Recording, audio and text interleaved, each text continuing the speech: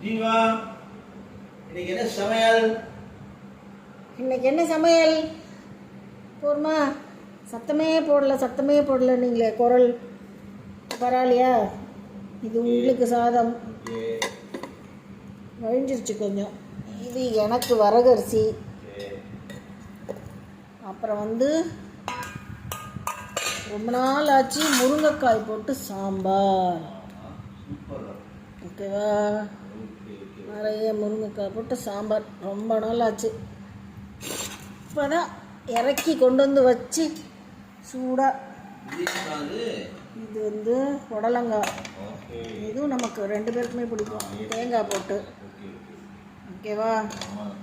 கொஞ்சோண்டு நேற்று சாதம் மீந்து இருந்தது, தண்ணி ஊற்றி மோர் சாதம் போது பழையுது. ஓகே ஓகே, அவ்வளோதான். பாய் பாய்.